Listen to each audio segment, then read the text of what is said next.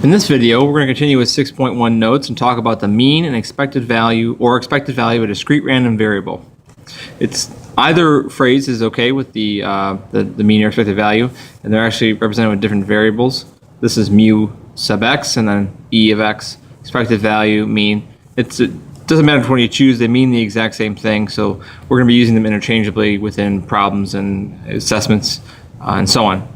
So to find the mean or expected value of a discrete random variable x, multiply each possible value by its probability and then add all the products. So each value multiply by its probability and then add the next product of the value and probability and so on. So what you have is a bunch of products of each value and its respective probability and then summing them all together, hence the sigma notation here. And that'll get you the mean or expected value of the discrete random variable distribution. This is good to use in, for example, the casino, where the casino knows exactly the math behind every single bet that they offer, so they know exactly how to make money off people who play the certain bets. And for example, roulette, we have a wheel with 38 spots on it, 00, 0, 1, 2, all 3, all the way up to 36.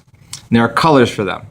0, 00 are green, and then 1 through 36, half are red, half are black. And it's not like odds are black and evens are red. They're all mixed up in there. So there are many bets you can make at the table. One of them is a ball landing on a red spot. Half of the 1 through 36 spots are red, and the other half are black. Remember, there are two spots, 0 and 00, that are green spots. So if you bet on red or black, the payout is 1-to-1. This means that you win whatever you bet. If you bet a single number out of the 38 possible payout, which is 35-to-1, which means you win 35 times what you bet. So we're going to first define the random variable x, net gain from a single $10 bet on red. You're going to create a probability distribution and then find the expected value on a $10 bet landing on a red spot. So we're going to do two things here. Probability distribution first. That's the table, so the possible values, and then the probabilities for them.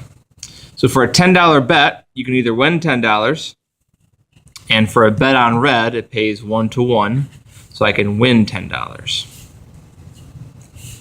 The probability of losing. If there are 18 red spots, that's half of 1 through 36. Sorry, 38. 38 total. 18 red spots, that means there has to be 20 non-red spots. That's black and green added together. And if there's 18 red spots, 18 out of 38 is your probability for winning $10. 20 out of 38 for losing, 18 out of 38 for winning. So that's your probability distribution. Your expected value or your mean is going to be each possible value multiplied by its probability, and you add the next possible value multiplied by its probability, and so on. So negative 10 times 20 over 38 plus negative 10, sorry, not negative, positive 10, that's positive, times 18 over 38. And what you end up getting here is negative 0.53. And what this means is that after many plays,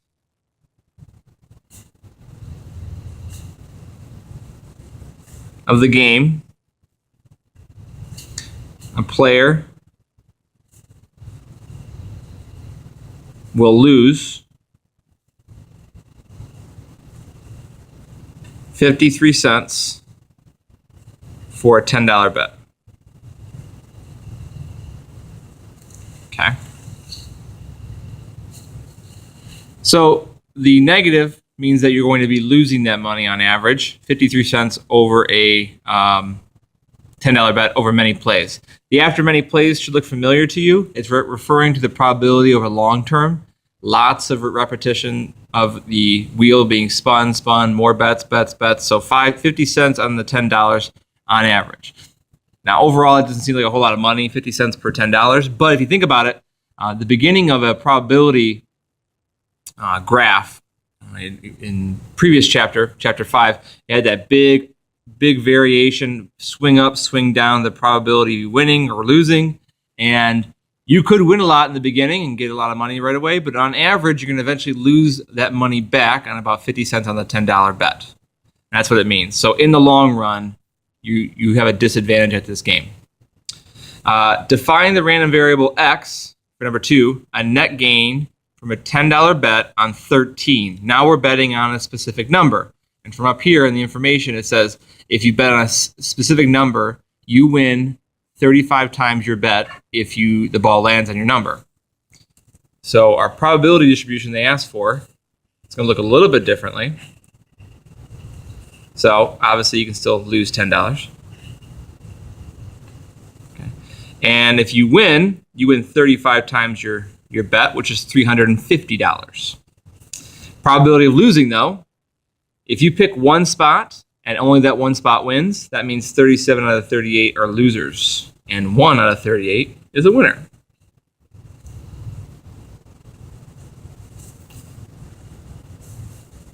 So if we're finding the expected value of a $10 bet landing on 13, it's going to be negative 10 times 37 over 38 plus 350 times 1/38.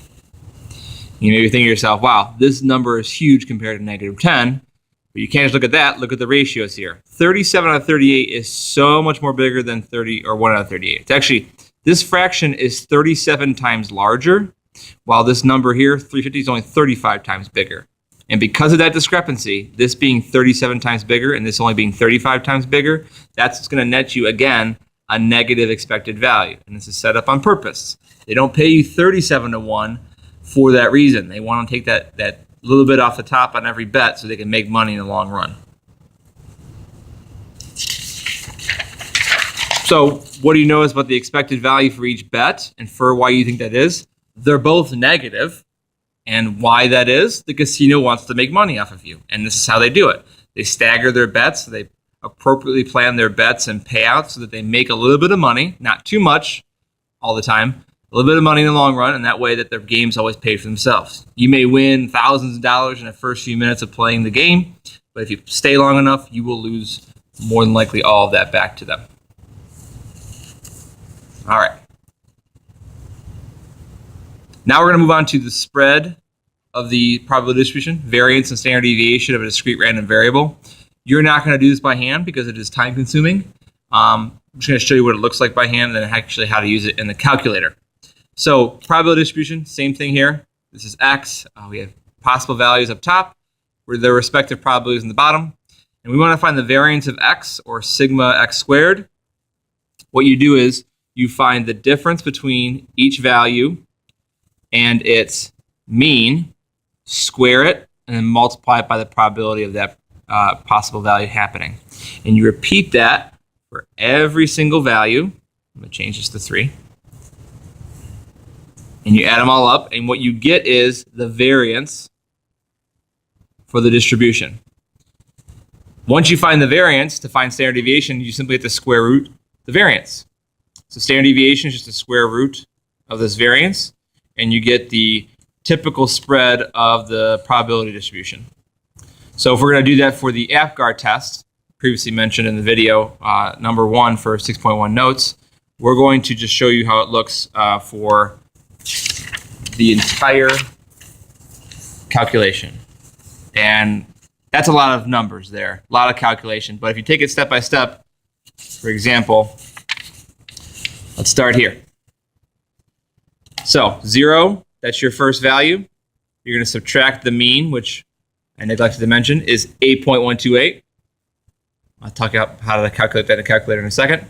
Find the difference, square it, and then multiply by the probability. So 0.001 from the table, 0 from the table, mean, that's going to be repeated every single time.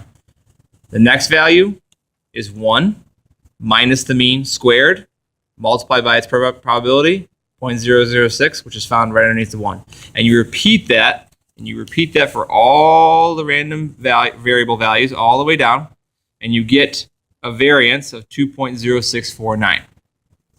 And to find your standard deviation, it is sigma x equals 1.437, because this square rooted produces 1.437.